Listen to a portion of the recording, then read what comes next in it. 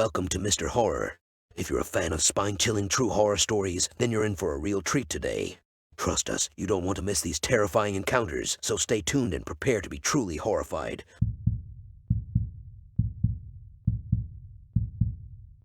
In the small, isolated town of Silverpine, a young couple, Emily and Tom, expecting their first child. The pregnancy had been smooth, with Emily experiencing minimal discomfort and no complications. As they approached the final weeks, they eagerly prepared the nursery and shared their excitement with friends and family. However, their joy took an unexpected turn when Emily began to experience strange dreams. In her dreams, she found herself wandering through a dark and sinister forest, a sense of dread lingering in the air. She could hear eerie whispers echoing around her, speaking of a dark force that sought her unborn child. Emily would always wake up in a cold sweat, her heart pounding in her chest, but she dismissed the dreams as a byproduct of her anxiety about becoming a new mother. Meanwhile, Tom started to notice odd occurrences around their home. Objects seemed to move on their own, doors slammed shut without any apparent reason, and the nursery was always unnaturally cold. He brushed off these incidents, attributing them to his overactive imagination. The situation took a chilling turn when Emily's dreams began to manifest in the waking world. She started to hear the same eerie whispers in their home, now accompanied by the distant sound of a baby crying. The shadows seemed to twist and morph into sinister shapes, and she felt as if she were being watched by unseen eyes. Emily confided in Tom, who reluctantly admitted that he, too, had sensed a malevolent presence in their home. Determined to protect their unborn child, Emily and Tom decided to seek help. They turned to their close friend Sarah, who was knowledgeable about the paranormal and had a keen interest in the occult. Sarah agreed to visit their home to investigate the strange occurrences and hopefully offer some guidance. Upon entering the house, Sarah immediately sensed a dark energy that seemed to be centered around the nursery. She suggested that the couple might be dealing with a malevolent entity that was attracted to the life force of their unborn child. In an attempt to cleanse the house, Sarah performed a ritual to banish the evil presence, hoping it would be enough to protect the family. As the days passed, the unsettling occurrences seemed to subside. Emily and Tom were cautiously optimistic that Sarah's ritual had worked, and they focused their attention on the upcoming birth of their child. But little did they know that true horror was only just beginning. Just when Emily and Tom thought their nightmare was over, the entity returned with a vengeance. The paranormal activity in their home grew stronger and more sinister, as if the ritual had only provoked the malevolent force. Emily's dreams became more vivid, and the mysterious whispers grew louder, now filling every corner of their home.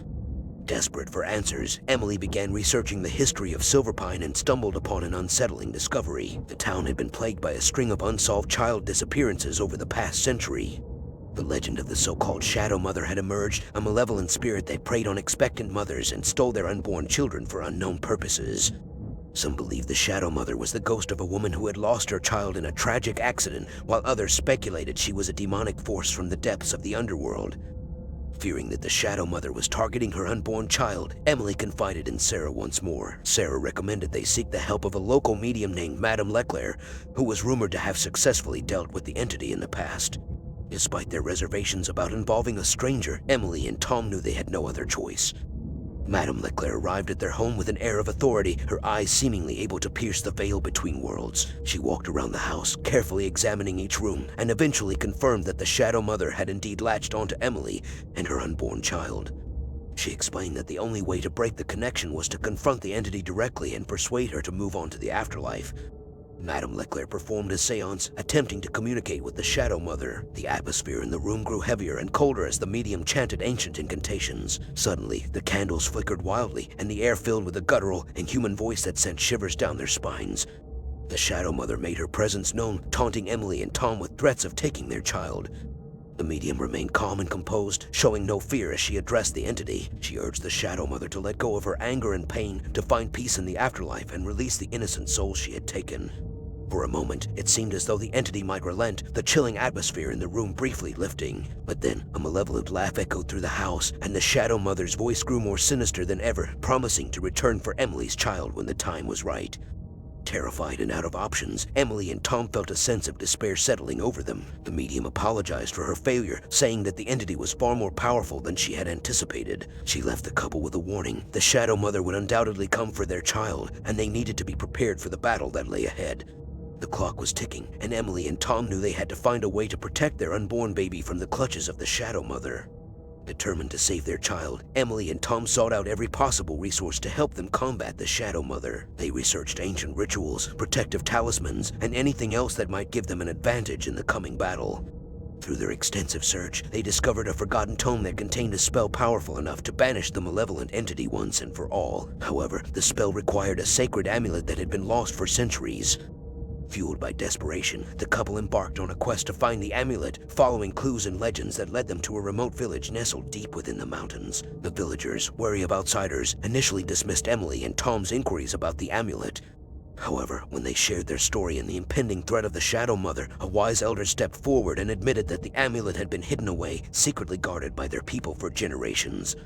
Emily and Tom pleaded with the elder to let them use the amulet in their fight against the Shadow Mother. Touched by their love for their unborn child, the elder agreed to lend them the sacred object, but warned them that the spell could only be cast at the precise moment the entity attempted to steal their child. With the amulet in their possession, the couple returned home, both hopeful and terrified for the battle that awaited them.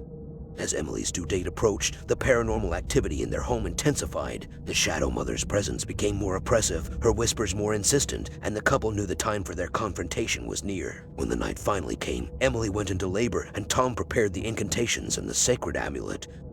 As Emily's labor progressed, the temperature in the room plummeted, and a feeling of pure evil filled the air. The moment had come. The Shadow Mother appeared, her form a swirling mass of darkness, reaching out to claim the couple's child. Tom, shaking with fear but fueled by love, began reciting the incantation as Emily clung to the amulet, praying for their baby's safety. The room erupted in a battle of light and darkness, the ancient spell clashing against the malevolent force that sought to tear their family apart. The Shadow Mother screamed in fury, her form writhing and contorting as she fought against the powerful magic. The struggle felt like an eternity, but eventually, the entity's cries grew weaker, her form dissipating into nothingness.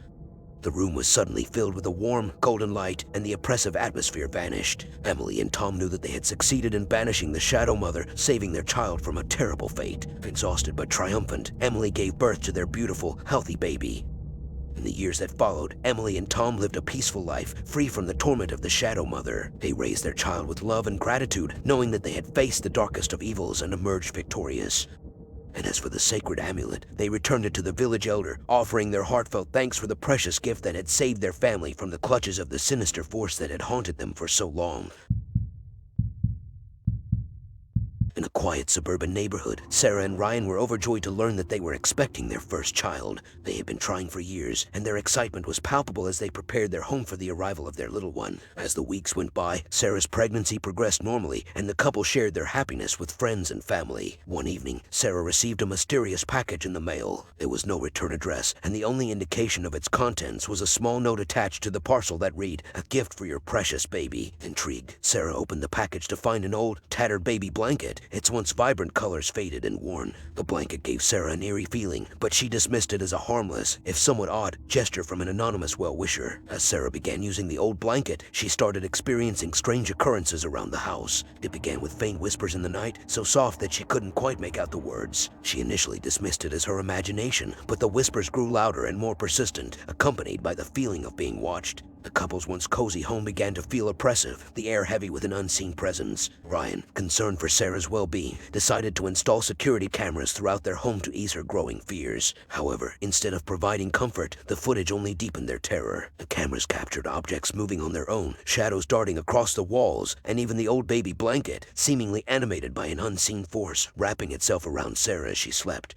It was as if the mysterious blanket had brought something sinister into their lives, and they couldn't shake the feeling that the entity had a particular interest in their unborn child. As Sarah's pregnancy advanced, the paranormal activity became more intense and dangerous. The couple would find scratch marks on the walls, deep gashes that seemed to spell out ominous messages. Sarah began sleepwalking, waking up in strange locations around the house, clutching the old blanket as if her life depended on it. Frightened and desperate for answers, Sarah and Ryan turned to a local psychic who confirmed their worst fears. The psychic explained that the blanket was cursed, haunted by a malevolent spirit that sought to claim their unborn child. The only way to save their baby and rid themselves of the evil presence was to uncover the dark history of the blanket and confront the entity that haunted it. Determined to protect their child, Sarah and Ryan embarked on a harrowing journey, delving into the dark past of the cursed object that had invaded their lives. As they uncovered its sinister origins, they learned of a tragic tale of loss, betrayal, and a powerful curse that had been unleashed by an act of desperation. And with each new revelation, the couple realized that they were not only fighting for their child's life,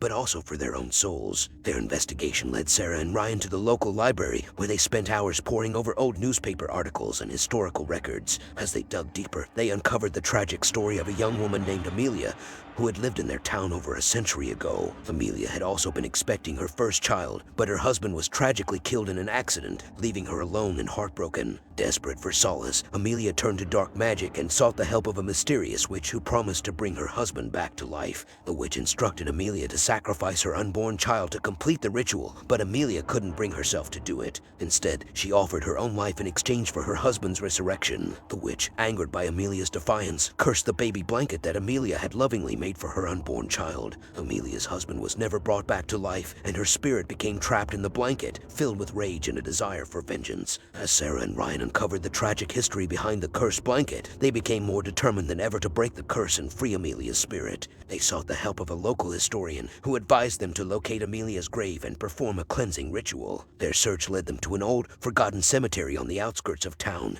Overgrown with weeds and hidden beneath a tangle of trees, they found Amelia's gravestone, etched with the words, "A mother's love, eternal." Under the light of a full moon, Sarah and Ryan conducted the cleansing ritual, hoping to free Amelia's spirit and break the curse that bound her to the blanket. As they chanted the ancient words, the earth beneath Amelia's grave began to tremble, and a chilling wind whipped through the cemetery. Suddenly, the old baby blanket burst into flames, and the ghostly figure of Amelia appeared before them. Her eyes, filled with sorrow and rage, fixed on Sarah's swollen belly. The air grew colder, and the couple could feel the malevolent energy radiating from Amelia's ghostly form. As the spirit moved closer, Sarah clutched her stomach, instinctively protecting her unborn child. She pleaded with Amelia, trying to make her understand the pain and fear that they were experiencing. She implored the spirit to find peace and release them from the curse. For a moment, Amelia's expression softened, and it seemed as though she might relent. But suddenly, her face contorted with anger, and the cemetery erupted in a cacophony of screams and moans. The spirits of those long buried rose from their graves, surrounding Sarah and Ryan, and the couple realized they had unwittingly unleashed a terrifying force that threatened not only their lives, but the entire town. As the spirits closed in on Sarah and Ryan, they knew they had to act quickly to save themselves and their unborn child.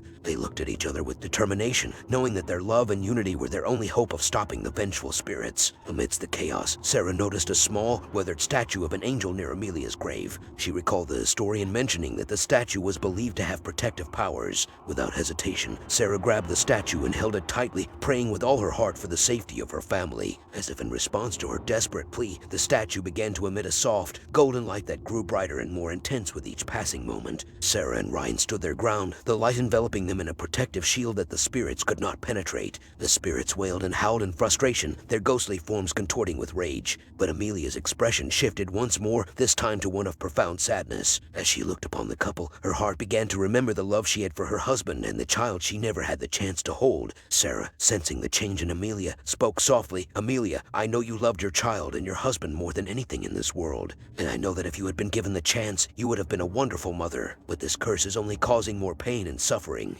It's time to let go and find peace." As Sarah's words reached Amelia, a single tear slid down the ghostly woman's cheek. In that moment, Amelia made a choice to release the pain, the anger, and the curse that had plagued her for so long. The spirits surrounding them began to dissipate, fading into the night as Amelia's energy shifted from vengeance to forgiveness. The malevolent force that had been unleashed upon the town receded, and calm began to settle over the cemetery once more. With a final, tender look at Sarah and Ryan, Amelia's spirit gently floated towards the angel statue. As she touched it, her spirit merged with the golden light and disappeared, finally finding the peace and rest she had long been denied. Sarah and Ryan, exhausted and overwhelmed by the events of the night, embraced each other tightly. As they stood in the now quiet cemetery, they knew that they had not only saved themselves and their unborn child, but also had given Amelia the chance to find solace in the afterlife. Months later, Sarah gave birth to a beautiful, healthy baby girl. As they looked down at their daughter, swaddled in a soft, new blanket, they couldn't help but remember the haunting events that had led them to this moment. They named their daughter Amelia in honor of the spirit who had, in the end, chosen love over vengeance. Their lives returned to normal, but they would never forget the night they faced true darkness and emerged victorious. The experience had brought them closer than ever, strengthening their love and resolve to protect their family, no matter what challenges life might bring. As the autumn leaves began to fall, Elizabeth, an expectant mother in her third trimester, was preparing for the arrival of her first child. Eager to create a beautiful, safe haven for her baby, she spent her days decorating the nursery and attending prenatal classes. One evening, after her husband, David, had left for his night shift at the local hospital, Elizabeth decided to pass the time by browsing through an online forum for expectant mothers. Scrolling through the various discussions, she stumbled upon a thread titled "Beware the Cradle Witch." Intrigued, she clicked on it, not realizing that she was about to uncover a chilling tale that would change her life forever. According to the forum post, the Cradle Witch was a malevolent spirit that preyed upon pregnant women and their unborn children. As the legend went, she would appear to expectant mothers in their dreams, whispering ominous warnings and planting seeds of doubt and fear. Many women on the forum shared their own disturbing experiences, claiming that their pregnancies had been plagued by nightmares and mysterious happenings after reading about the Cradle Witch. Elizabeth, a rational and skeptical woman, dismissed the stories as mere superstitions. She continued browsing the forum, eventually forgetting about the eerie tales she had read. But that very night, as Elizabeth drifted off to sleep, she began to dream. In her dream, she found herself standing in a dark, twisted forest, the air heavy with a sense of foreboding. As she tried to find her way out, she heard the rustling of leaves and the distant sound of a woman's sinister laughter. Suddenly, an old woman appeared before her eyes black as coal and her long, tangled hair covering her gaunt face. Elizabeth felt a shiver run down her spine as the woman approached, whispering dark prophecies about her unborn child. "You cannot escape me," the Cradle Witch hissed, her voice sending chills down Elizabeth's spine. "I will haunt your dreams and steal your child's life before it even begins." Elizabeth woke up in a cold sweat, her heart racing. Despite her initial skepticism, she couldn't shake the feeling that the nightmare had been more than just a dream. Something about the Cradle Witch felt real and terrifying. Determined to protect her unborn child, Elizabeth decided to investigate the legend further. She returned to the forum and began reaching out to other women who had experienced similar encounters with the Cradle Witch. To her horror, she discovered that several of the women had suffered miscarriages or lost their newborns shortly after the haunting dreams began. As Elizabeth delved deeper into the mystery, she uncovered ancient folklore about the Cradle Witch, who was said to have once been a powerful witch seeking eternal youth. To maintain her youth, she needed to consume the life force of unborn children, and she would stop at nothing to get what she wanted. Realizing the potential danger she and her baby were in, Elizabeth knew she had to find a way to stop the Cradle Witch before it was too late. Desperate to protect her unborn child, Elizabeth dedicated herself to researching the Cradle Witch and uncovering a way to defeat her. As her due date drew nearer, her obsession grew, and she spent countless sleepless nights poring over ancient texts and scouring the internet for any information she could find. One day, while scrolling through a dark corner of the internet, Elizabeth discovered an obscure blog run by a self-proclaimed witch named Cassandra. In a series of posts, Cassandra detailed her own experiences with the Cradle Witch and claimed to have discovered a ritual that could banish the malevolent spirit for good. The ritual, Cassandra explained, required a specific set of items: a silver amulet in the shape of a crescent moon, a bundle of sage, and a vial of water from a natural spring. Once these items were gathered, the expectant mother would need to perform the ritual at midnight on the night of a new moon. With her due date rapidly approaching, Elizabeth knew she had only one chance to perform the ritual and save her unborn child. Elizabeth contacted Cassandra directly, and after several exchanges, the two women agreed to meet at a nearby park to discuss the ritual further. When they met, Cassandra provided Elizabeth with the necessary items and detailed instructions for the ritual. As the night of the new moon arrived, Elizabeth prepared herself for the ritual. She set up a small altar in the nursery, placing the amulet, sage, and spring water before her. With her husband still at work and unaware of her plans, she began the ritual. Elizabeth lit the sage, allowing its smoke to fill the room as she recited the incantation Cassandra had given her. The air grew thick and heavy, and the temperature seemed to drop several degrees. As Elizabeth continued to chant, she felt a growing sense of unease, as if an unseen presence were watching her. Suddenly, the nursery door slammed shut, and the room was plunged into darkness. The Cradle Witch materialized before Elizabeth, her eyes burning with rage. "You cannot banish me," she snarled, her voice echoing throughout the room. "Your child's life is mine." In that moment, Elizabeth felt a surge of courage and determination. She held the silver amulet tightly in her hand and continued to recite the incantation, her voice growing louder and more confident with each word. The Cradle Witch shrieked in fury, her form flickering and wavering as the ritual began to take effect. As Elizabeth finished the incantation, she felt a powerful energy surge through her. The Cradle Witch's form disintegrated before her eyes, her piercing screams echoing through the nursery before fading away completely. Exhausted but triumphant, Elizabeth collapsed onto the floor, her heart pounding in her chest. The ritual had worked. She had successfully banished the Cradle Witch and saved her unborn child. But as she lay there, catching her breath, she couldn't shake the feeling that her battle with the Cradle Witch was far from over. In the days that followed, Elizabeth's life began to return to normal. She felt a renewed sense of hope and excitement for the future, and she eagerly prepared for the arrival of her baby. Her husband, Daniel, noticed the change in her demeanor but remained unaware of her encounter with the Cradle Witch. The night before her due date, Elizabeth lay in bed, unable to sleep. She couldn't shake the nagging feeling that something was still wrong, that the Cradle Witch might somehow return. Despite her success in banishing the malevolent spirit, Elizabeth couldn't help but wonder if her victory was only temporary. Her fears were confirmed when she awoke in the middle of the night to the sound of her baby's cries. Panicked, Elizabeth raced to the nursery, her heart pounding in her chest. As she entered the room, she froze in horror. The Cradle Witch stood over the crib, her arms outstretched toward the infant. "No," Elizabeth screamed, launching herself at the spectral figure. The cradle witch snarled, her form flickering and wavering as Elizabeth fought to protect her child. As the two struggled, Daniel burst into the room, his eyes wide with terror. "Elizabeth, what's happening?" he cried, rushing to her side. Through gritted teeth, Elizabeth quickly explained the situation and told him about the ritual she had performed.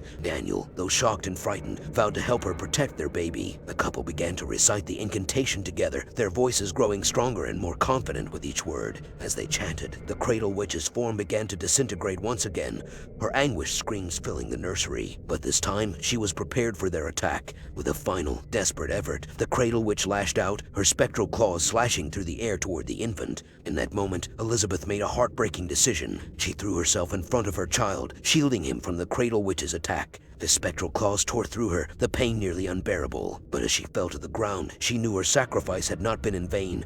Her child was safe. With a final surge of determination, Daniel completed the incantation, banishing the cradle witch once and for all. Her form disintegrated into nothingness, her wretched screams echoing through the room before fading into silence. As the dust settled, Daniel rushed to Elizabeth's side, cradling her in his arms. She was weak but still alive, her eyes filled with both pain and relief. Daniel tearfully thanked her for saving their child, promising to love and protect their son in her memory. In the years that followed, Daniel raised their son with love and care, always mindful of the incredible sacrifice Elizabeth had made. He told their son stories of his brave mother and the battle she had fought to save him from the cradle witch. And though their lives would never be the same, they found solace in the knowledge that Elizabeth's love and courage had triumphed over darkness, ensuring that the cradle witch would never again threaten their family.